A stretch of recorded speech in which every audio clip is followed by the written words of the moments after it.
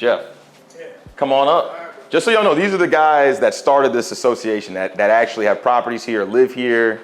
I'm helping them out with the strategy and getting all this together, but these are the people y'all should thank.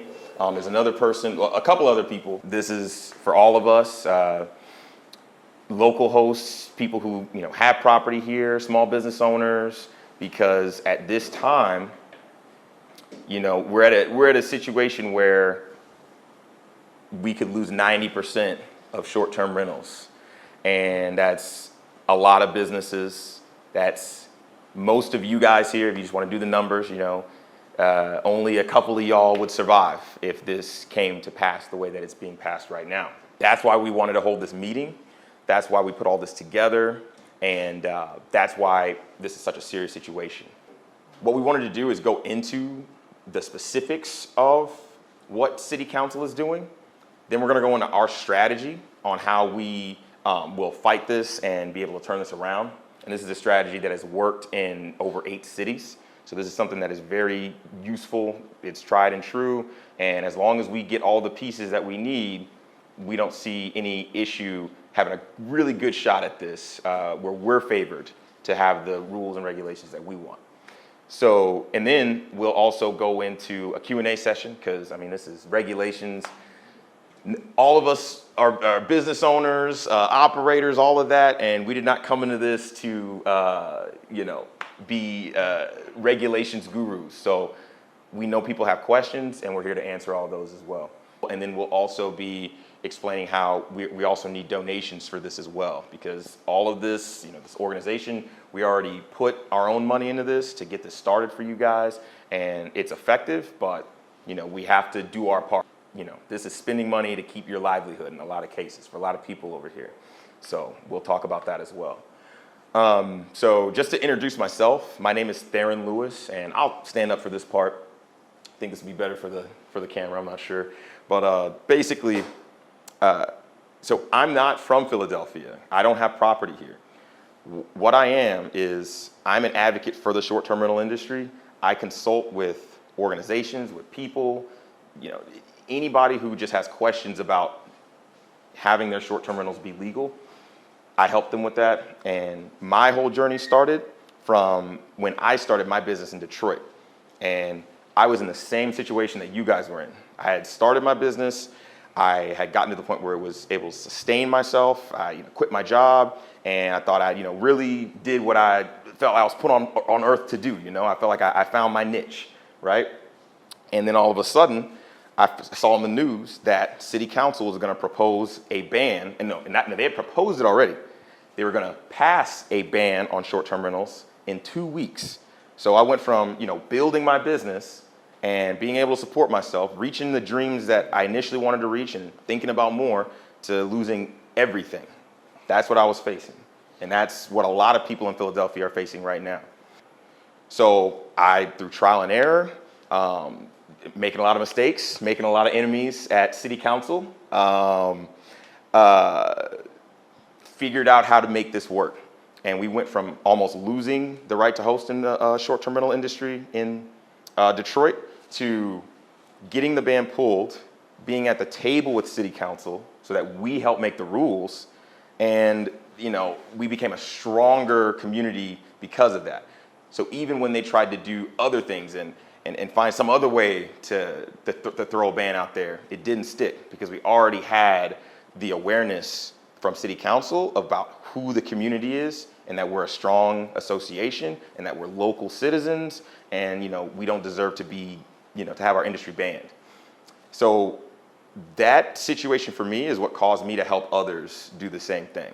So again, we've had success with the same strategy in over 8 cities.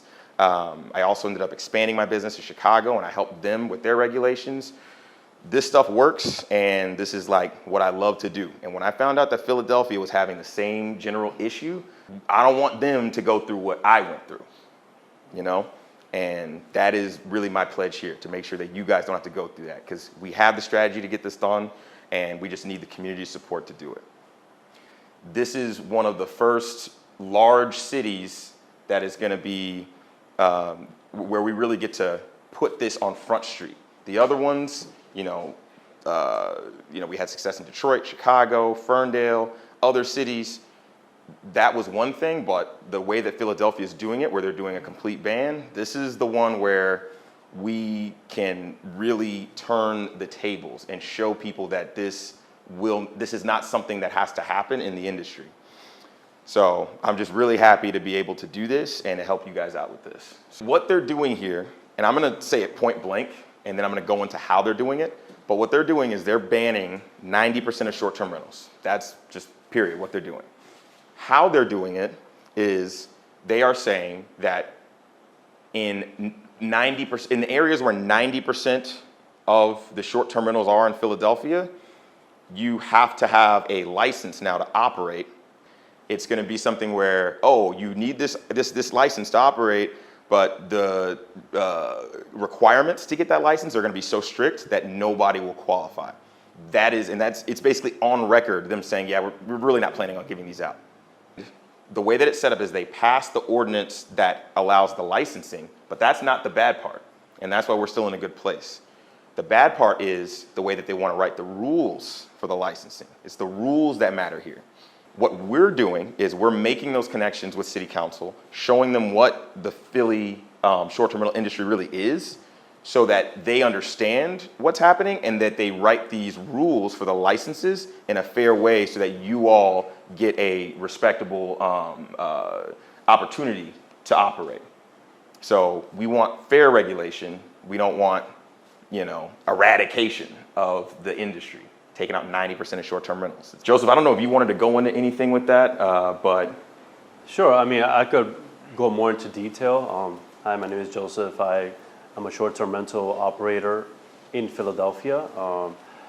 I've been doing this for a few years now. I got wind of this proposal earlier in the year, and basically I've been working with other hosts and just trying to basically organize and fight this good fight together.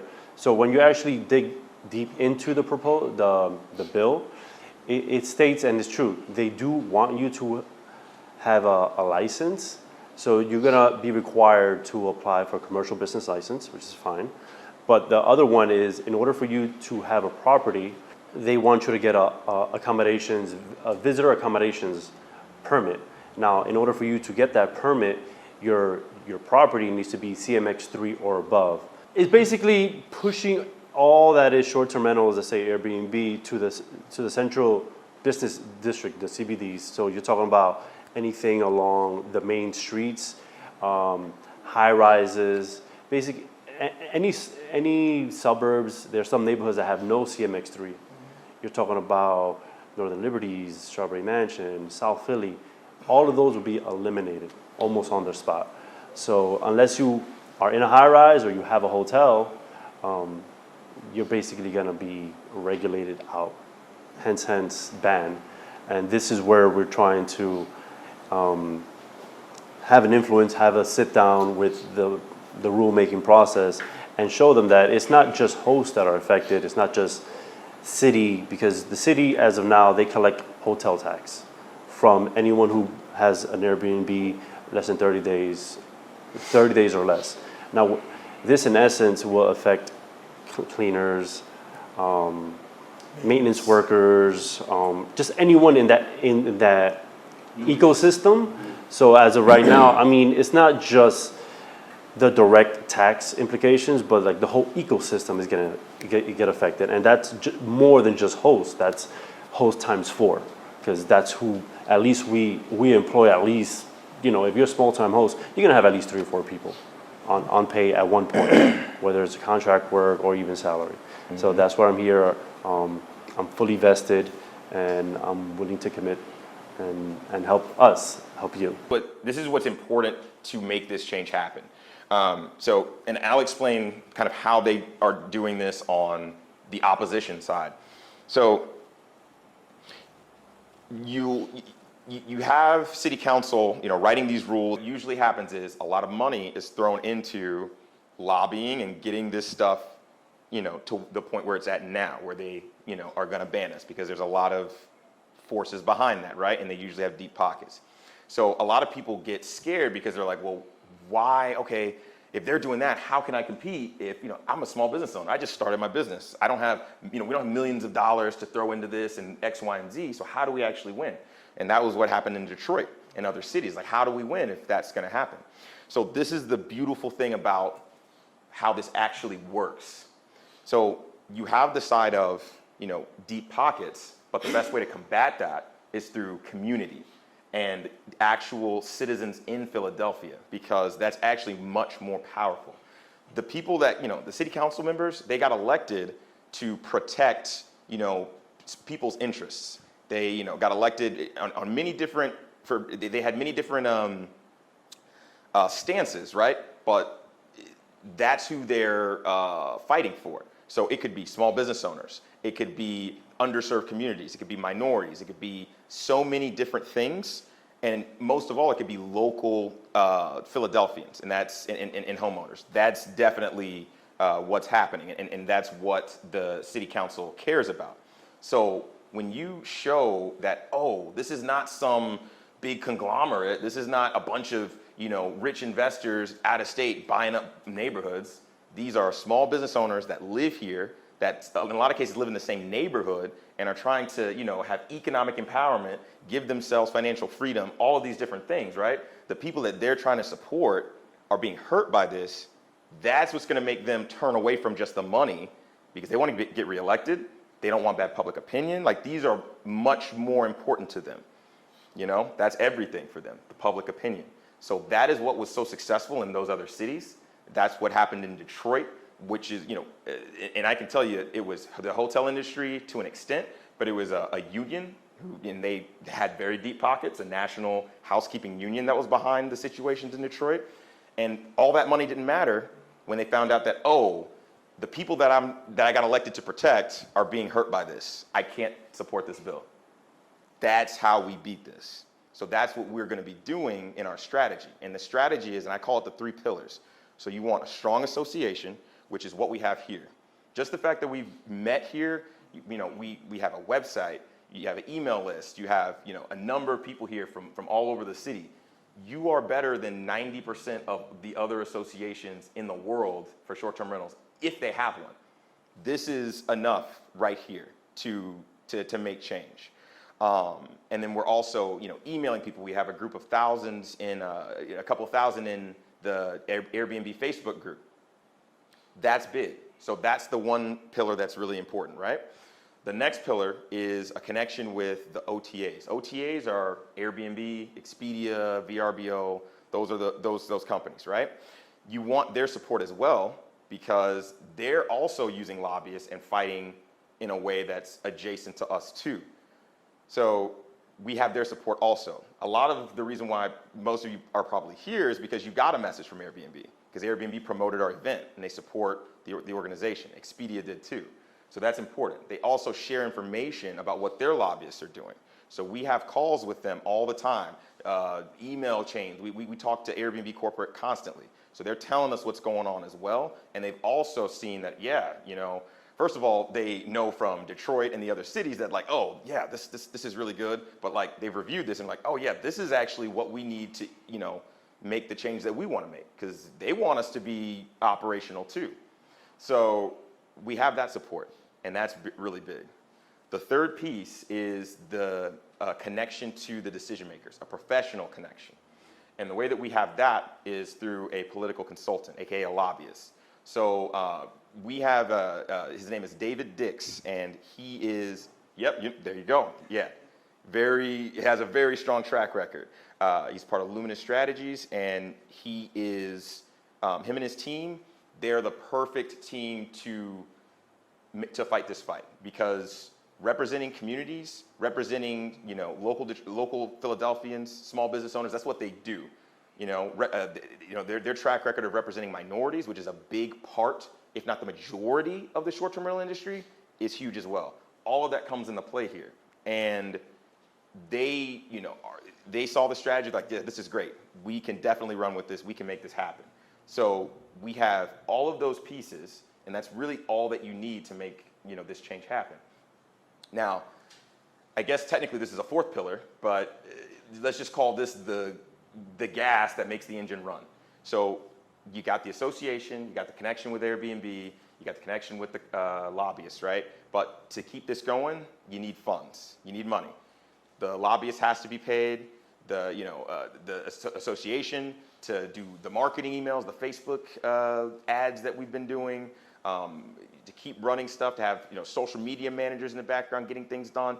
All of that stuff it takes capital. So this is something where we have those pieces, but we also need funds from the community. The community has to support in whatever way they can to make this happen.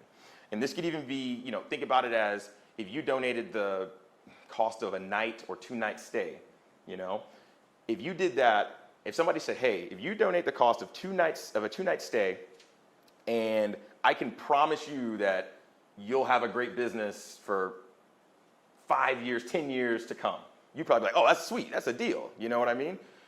That's basically what you're doing here, because you're going to keep your business operational, I think a lot of you guys, if you're operating, you've seen the benefits, you've seen the surge of bookings, you've seen what this industry can do and how it can provide for us. The main thing that's in our way is you being banned, right?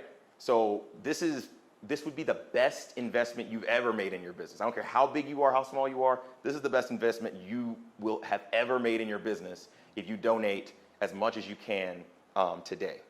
That is what that's what we need, and that's what is at stake. If we don't get that, if we don't have enough funds to make this happen, then they're just gonna run over the industry. They're just gonna keep doing their thing. So that's where we're at. That's why this is such a good strategy, and as long as we have the support of the community, we are in really, really good hands. So yeah, I think this is a good time for the Q&A session. I'm a short-term rental developer and property manager, and I've been in it since 2013. And it's changed my life. It's changed my family's life. It's changed the life of my entire staff and my team. It's given us an amazing run. One thing you said right now that really resonates with me is we're in different cities and in a couple of different countries, but I've also been in 3 cities that closed. And one of the things that fascinates me and disturbs me is that when you said this is one of the biggest investments you can make into your company, a lot of people, there's so many hosts in the city that'll just wait to see what happens, and then when they pull the plug, it's over. It's a done deal. I was in New York when they closed New York. I was in Union City, New Jersey when they closed Union City, New Jersey. I was in North Bergen when they passed the law. I was in Miami, South Beach, 4 cities. And we had properties in all these locations. So now the next day we're scrambling, trying to relocate furniture, staff, and breaking the news to our teams, who now we don't have any more work for. So that's why I came. And thank you, Jose, for urging me. Right? I came. I would advise that you get them on board, and if they can't make it, you get them to donate. And because this really is the frontline fight. Because I have been, I'm not going to say victim, but I've been on the receiving end of a ban 4 times in 4 cities. And guess what? It's over. My name is Umberto Fernandini. I'm a host. I have 9 properties here. I've been doing it for a long time, probably 8-9 years. I started in Philadelphia. And my first one was on the corner of 15th and Girard. And everyone said, are you crazy? Who's going to go to the corner of 15th and Girard? And I've been booked ever since. We did open a nice venue right there for you, right? Yeah, it's funny. Actually, my first one was this lawyer from the Upper West Side. He loved it. He had a great time. Anyway, so my question is, how far do you think that this process is going right now? So I'd say in this case, it would, I would look at it as it would be about 2 months before we see big change happening on the city council's end, where we're changing their minds, because meetings get scheduled. You just have like these conversations that just take some time to schedule and get going, but it's like rolling a snowball, down the hill. So once you get to that point, the momentum grows. And so once we start changing some minds, it goes around, because the council members talk too. Whenever they have sessions, they're like, oh wait, blah, blah, blah, blah. Like, for instance, in Detroit, it went from, and again, that was the first time we did it. So we didn't really know, we didn't have the indications on if we had changed people's minds so much, like we do now. But it was like, okay, so we talked to most of the city council members. Well, they, you know, and they're going to give you a stonewall face, like, okay, yeah, great, this is great stuff. We'll talk to you later. They're not going to be like, oh, we love this now. They have to keep that, you know, it's politics, right? But then it came down to the vote, and it turned out that, and we didn't know it was going to be this much of a landslide. It went from everybody being against it to all but the person that spearheaded the campaign to ban everything. They didn't even, like, none of them were down to vote for it, to the point where she didn't even want to do a vote because she knew she would lose because she was talking to the city council members before the meeting. So they didn't even vote on it. They immediately pulled it. So once you start changing minds in city council, you change one, it grows really quick. So the ordinance has been passed for the licensing. The rules haven't been written, and you can say passed, for the rules of the license, and that's what matters. So they are not going to be enforcing and deciding on those things until April 2022. So we have that time, but we definitely don't want to wait that long. We got to start now. Yeah, exactly. So then by April 2022, our goal, if not sooner, is to have great rules already in place that are being passed then. Does that make sense? What they really want us to do is get in front of our councilmen, right, and help massage the rules. Unfortunately, like you're saying, ordinance has been put in place. The big thing we want to remove is the CMX-30, right? That's obviously what everybody wants to remove. But I actually sat back and I had a conversation with the guy. His name is Mark, who is spearheading this. He's South Philadelphia's councilman. And I started thinking, like, all right, let me think of his shoes. What is making him really push this? And I started looking at his area, which is really Point Breeze, and those areas which there are no CMX-30s, so he'll pretty much kill it. And I do know in that area they've had a lot of trouble with the parties and all of this stuff. So I think we got through most of that stuff with him. And then he brought up, you know, the lack of housing, this and that. I don't know if we're going to get too far there.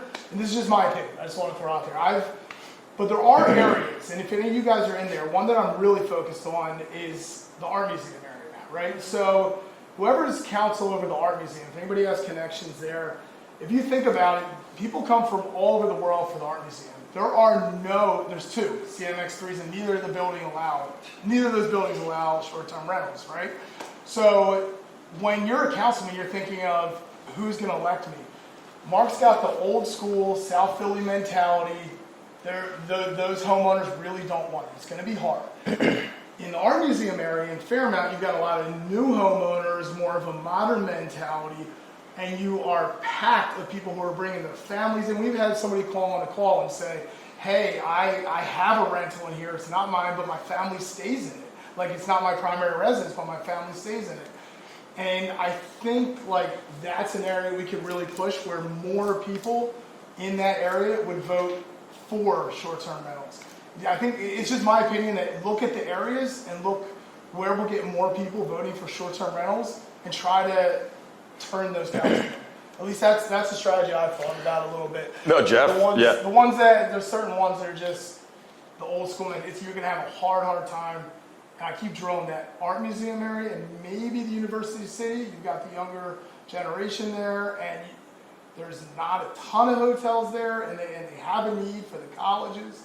So hit those areas where more of the folks are going to want it than not want it. And then, you know, we can kind of push, because they want to get reelected. That's what you're saying. Exactly. Just a thought. And that's the thing. That's exactly our strategy. I couldn't agree with Jeff more. And even going back to Detroit, just as to keep it in that example, what we did is we targeted the districts that we felt would benefit the most from keeping short-term rentals first. They would have the least amount of pushback. You know, the least amount of hotels, the least amount of just like outside entities where, oh, we're good without short-term rentals. We don't need that income stream coming in. Our neighborhoods, our homeowners, you know, wouldn't want that income stream. They'd rather have a short-term rental free area.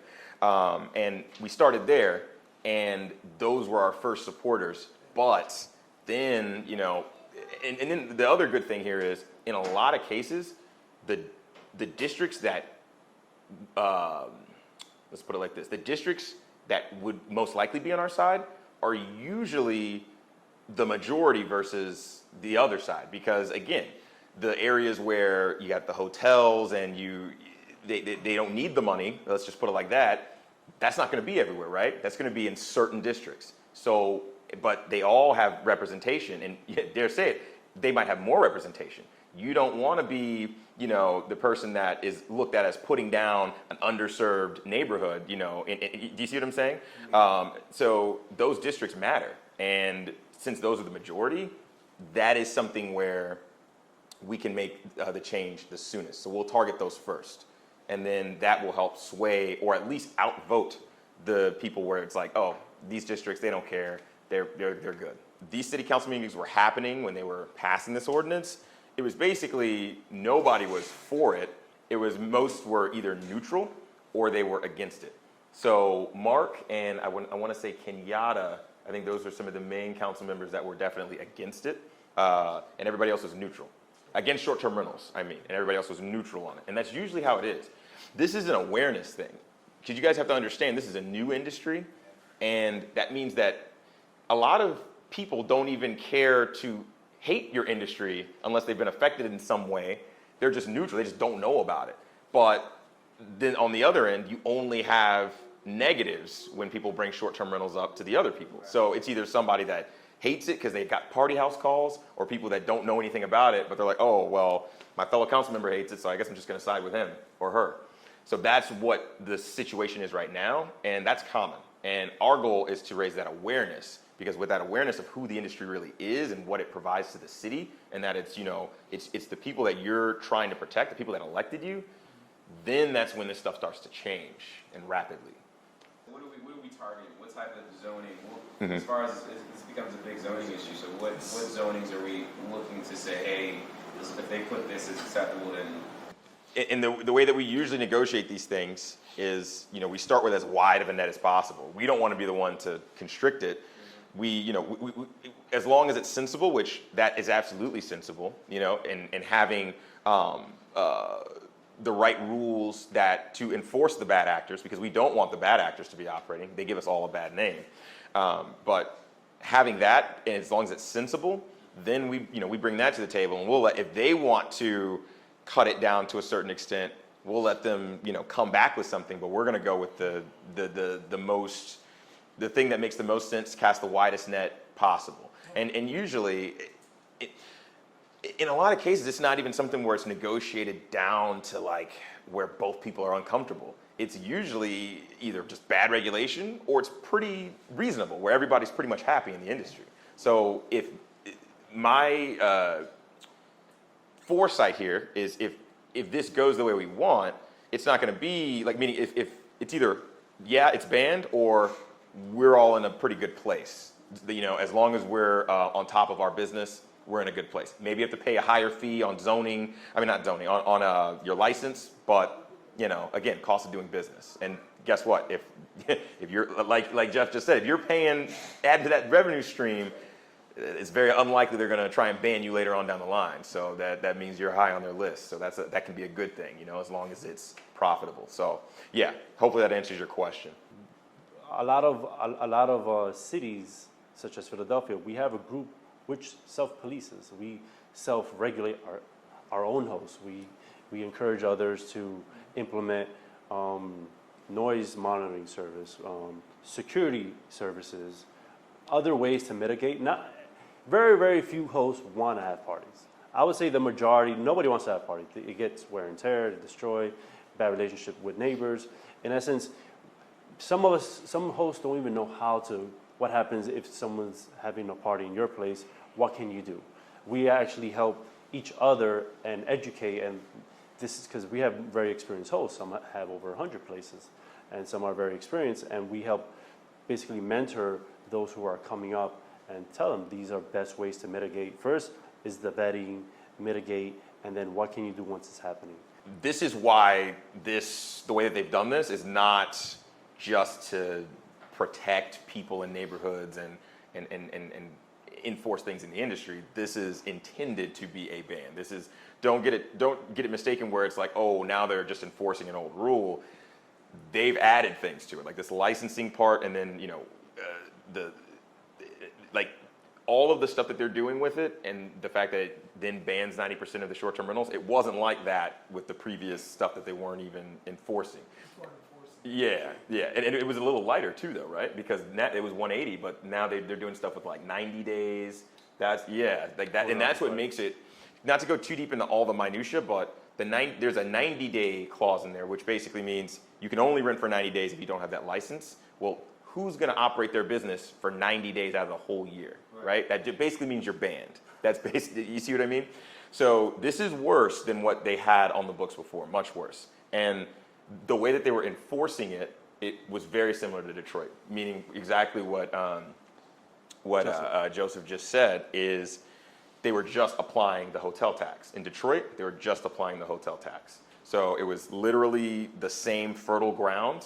And I remember there were people that were going to Philadelphia to invest in short-term rentals. I remember like it was the same situation as Detroit. It was like I had done it in Detroit, and then a couple years later I heard, oh yeah, Philadelphia is a lot like Detroit with how they're very favorable in the regulations, where it basically wasn't regulated and they just charged the tax. And then all of a sudden this happens. Like it's almost identical in terms of how they are doing this.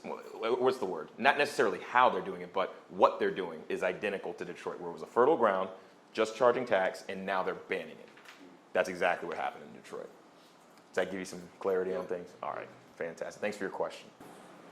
And correct me if I'm wrong, we already were supposed to register with the city. But they weren't enforcing it. So what, okay. Yeah, April 22, they're going to start enforcing it.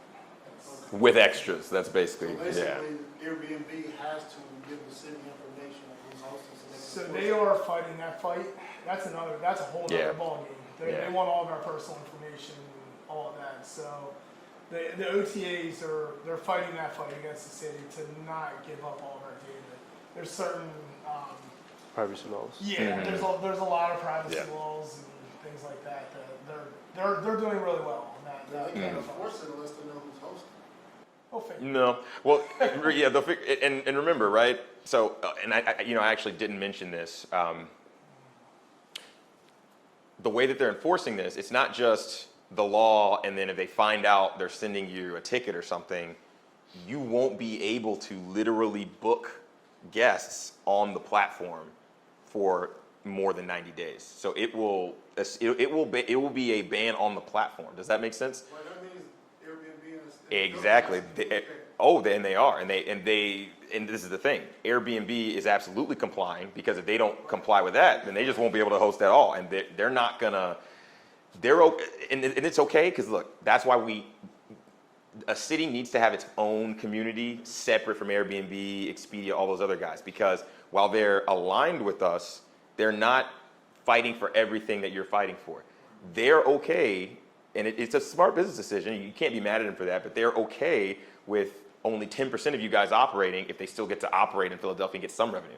They're getting billions from everywhere else, right? So they just want to keep as much as possible. So that's why you can't expect them to fight your fight. They're fighting that registration thing, because that's more affecting their business. That's a whole other situation.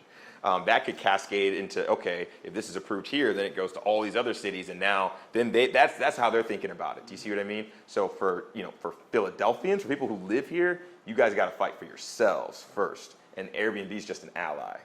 I will also want just people to know, and people that are listening to this on video, if you're not in Philadelphia, or if you're thinking about other markets and just think, oh, I'm just gonna run to the next place and I'll be good, and it's all good, I don't have to participate. If they start doing regulations, I'll just move over here. This stuff is happening everywhere. It's not just happening in states with different property rights laws or whatever, red states, blue states, it's happening everywhere. So Houston was actually, one of the best places to operate because of it being a red state and the property rights, like the way that worked, they weren't going to try and put some sort of restriction on short-term rentals due to that. But, the narrative of party houses happened over there too because of COVID. So guess what? This is how they're working that out in Houston. The neighborhood HOAs, and a lot of the neighborhoods in Houston and the ones that you want to be in, they have HOAs. They have rules against short-term rentals and they can enforce them. So actually a lot of hosts there are having issues with not being able to operate the house that they purchased because of HOAs, because they're cracking down. So if it's not the government, city council, it could be a HOA. There's always like an opposition as this industry grows. So we gotta be vigilant here. We don't want to just, and it's okay to think about like, I think that's still a great idea because you can, you can maneuver around that, right? But I don't want anybody to think that there's just a safe space that, oh, I'll just go over here and I'm good. You want to have something like this wherever you're going because you're going to need to be able to fight on your industry's behalf. They need to know who represents that industry, or they will find a way to do whatever they want to you. That's just the facts and what we've been seeing. In April 2022 is when they might be on the radar. I just want to bring 3 things up that if you guys are looking to talk to the councilman, or you are looking to, would you say the ward leaders and stuff? So I think we clarified on it earlier, but here's their issues. It's trash. That's one. And ranked from bottom to top. It's trash. It's parties, and then they threw a curveball on us on the last one, which is really affordability of housing. So I could, if you want, I can talk to you about like the defenses on those type of things and things that we can do to protect against parties, the noise monitors, this and that. We kind of got pushed past through that one. They were okay. Now it's the affordability of houses. There is some, I did some studies and I looked. There's 10,000 open apartments in Philadelphia right now, vacant. And on top of that, you've got all these businesses that are about to go remote. So as they go remote, they're going to go into hybrid mode. Those are going to turn residential. You're going to have more vacant. So I think we're a long, long way from short-term rentals crushing in on the market. Harvard actually did a study on short-term rentals nationwide in the US, and they found that short-term rentals, because they were trying to see if it really affected affordable housing, they found that it affected, it rose property values to such a small percentage that it was negligible in most cases, to the point of like if there was a zoning change raising property values or like some sort of benign real estate change, like I'm talking like points of a percent. Does that make sense? So it proved that in most cases, unless you're in like New York, LA, where they're already having an affordable housing crisis, like a huge housing crisis, right?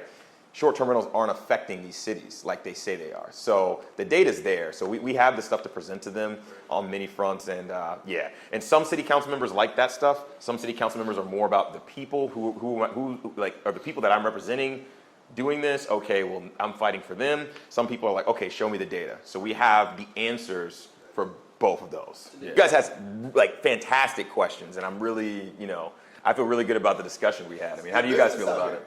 Thank you. Yeah, exactly. So, and just so y'all know, we're going to be posting this video on Sharing Philadelphia, the Facebook page. We're going to post it in the Airbnb group, so all those people are going to see it.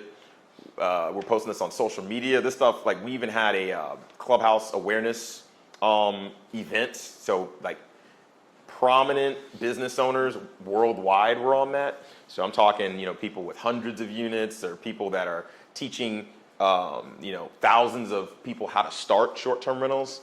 They're all, rooting for you guys. They've made some donations. Like this is big. People care about this. So if you guys pitch in and do your part, we will not do you wrong. How do you donate?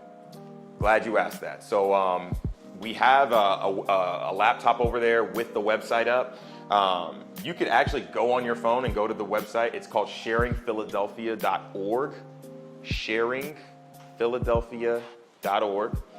Scroll down until you see donate. It has selections as like $50, $100 and up. You simply do that, put your information in, and you make the donation that way. If you guys need any help with that, we have a booth right there where we can process donations right there. No problem. Sharingphiladelphia.org. And I think we're actually going to start transitioning. If anybody wants to just get help donating, we're going to be right there at the booth. You can just do your donation right there.